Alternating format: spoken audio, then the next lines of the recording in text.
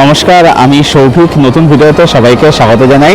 তো দেখে বুঝতেই পারছো যে আমি এখন রয়েছি একটা ফুড কোর্ট। অ্যাকচুয়ালি আমি রয়েছে হচ্ছে আয়নার সাউথ সিটি মলে। তো এখান থেকে আমি এখন দেখে বেরোলাম কাহানা পেয়ার হে, যেটা আজকে 20 আওয়ার্স কমপ্লিট করলো এবং একসাথে ঋত্বিকের 20 আওয়ার্স কমপ্লিট হলো। সেই বিষয়টা নিয়ে কথা বলবো আর কি।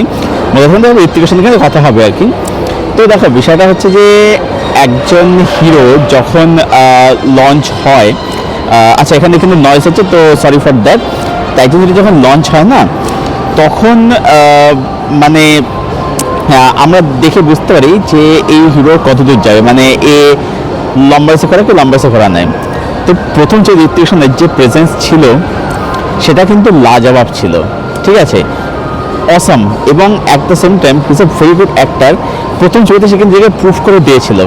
এবং সত্যি কথা বলতে আমার দাদার সাথে আলোচনা হচ্ছিল যে ঋত্বিক রোশনের পরে সেরকম কোনো হিরো হতো না যে মানে সেই ক্রেজ, সেই মানে পাগলাম হিসেবে তৈরি করতে পেরেছিল আর কি।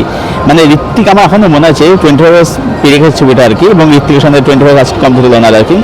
তো মানে সেই ক্রেজ, মানে ঋত্বিক রোশনের ওই মানে একপালকে যে আইকনিক ডান্স স্টেপ, মানে ওরকম ফিজিক সেই সময়, মানে রাতারাতি রীতিমতো মানে সে মানে সবাইকে পাগল করে দিয়েছিল আর কি। এবং অ্যাট দ্য সেম টাইম এটা বলতে হবে যে একজন হিরো যখন লঞ্চ হচ্ছে তখন আর কি, তখন তার প্রথম ছবি সেরকম বোঝা যায় যে অ্যাকচুয়ালি সেই মানে নায়কের স্ক্রিপ্ট চয়েস কীরকম আর কি। তো কাহানা পারে আমি দেখলাম মানে যদি ছবিটা পরিষেবা কতটা প্রাসঙ্গিক হচ্ছে, তাই আমি বলবো ছবিটা কিন্তু যথেষ্ট ভালো একটা সিনেমা। তার কারণ হচ্ছে যে ছবিটা সেকেন্ড হাফটা একটা হাউডান এবং নিয়রা থ্রিলারের মধ্যে ছবিটা হয়ে যায় আর কি। এবারে এটার জন্য দেখবে ছবিটার মধ্যে প্রেমটা কিন্তু গুরুত্বপূর্ণ দিক ছিল। হ্যাঁ, অবশ্যই এক্সিকিউশন খুবই ওল্ড স্কুল টাইপ আর কি, ছবিতে প্রচুর মেলোড্রামা রয়েছে, তো সেটা তো রয়েছে, কিন্তু সেটা কিন্তু মানে ছবিটার ক্ষেত্রে কিন্তু কাজে দেয় যখন ছবিটা একটা থ্রিলার মোডের মধ্যে চলে যায় আর কি। এবং এই যে ডবল রোডের বিষয়টা আর কি, অ্যাকচুয়ালি এই যে সিনেমা কাহানা পরে, এটা হচ্ছে রাতা সপ্তমী বলের সিনেমা আছে ডক্টর শিবরাজ কুমারের 1986 সিনেমা। তো সেই ছবিটা থেকে মানে লুজলি ইন্সপায়ার বলা হয় বা থিমেটিক্যালি সিমিলারিটিস রয়েছে। এবারে রাথা সপ্তমী ছবিটা হচ্ছে মানে ড্রামার মধ্যে অপারেট করে আর কি, এবং একটা ছবি আছে অমিতাভ বচ্চনের কাশ্মীরবাদে, সেটাও কিন্তু সেম থিমের মধ্যে ঘোরাঘুরি করে আর কি। এটাও একই ধরনের গল্প আর কি। বাট এই ছবিটা কিন্তু সেকেন্ড হাফের স্ক্রিন প্লে কিন্তু যথেষ্ট ভালো, টাইট এনগেজিং স্ক্রিন প্লে, এবং টুইস্টগুলো ভালো, যেগুলো কিন্তু মানে ফার্স্ট দেখার সব ভালো ওয়ার্ক করেছে। এবার এখন গল্প জানি সেই জন্যে এখন তো ওয়ার্ক করার বিষয় না, এখন দেখা শুধু ঋত্বিকের দেখার জন্যই আর কি।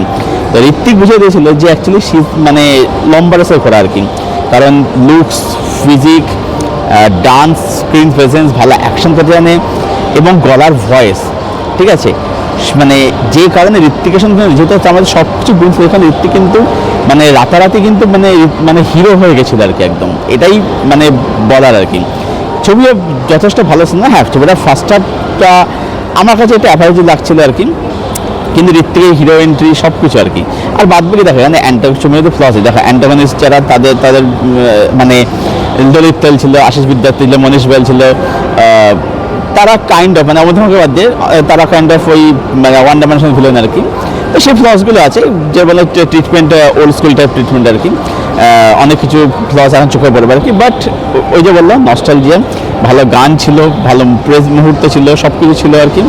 তো এটাই বলার যে মানে ঋত্বিক রোশন বুঝে দিয়েছিলাম যে 25 বছর পরে সে কিন্তু এখনও কিন্তু প্রাসঙ্গিকভাবে এখনও কিন্তু সে রাজ করে, ক্যাপ্টেন রাজ ছিল, সে কিন্তু রাজ কিন্তু করছে সে। আচ্ছা, ঋত্বিক রোশন স্যারের বার্থডে ছিল 10 তারিখ, ওনার বার্থডে গেছে, কিন্তু first of all happy birthday Hrithik Roshan. ওনাকে জানা হয়নি, সেটা শুরুতে বলা উচিত ছিল। তো হ্যাপি ঋত্বিক রোশন স্যার, ভালো থাকুন, সুস্থ থাকুন। এবং ওনার ছবি আসছে ওয়ার 2, এবং এখনও উনি যখন যেখানে ধরে রেখেছেন মানে প্রিজার লেজেন্ড, এটাই বলার আর কি। তো আমি এখন এখানে শ্যুট করেই বসে যেখান থেকে ভিডিওটা শ্যুট করছি, আমার এখন নসফেরাতুর শো রয়েছে, এরপর সেটাও দেখবো, তো তার রিপোর্ট এখান থেকে আমি শ্যুট করবো আর কি। তো এটাই বলার ছিল, আমার রিয়াকশান জানালাম। তো তোমাদের কি ওপিনিয়ন, তোমাদের কি কাহানা ভাইরে এবং ঋত্বিক রোশনকে নিয়ে কমেন্টে অবশ্যই শেয়ার করো, ভিডিও লাইক করো, শেয়ার করে সাবস্ক্রাইব করো, পাশে বেল বাটন প্রেস করে এরকম আরও ভিডিও পাওয়ার জন্য। দেখা যাবে টিল দেন, টাটা, এবং সিনেমার সঙ্গে অবশ্যই থাকো। Bye bye.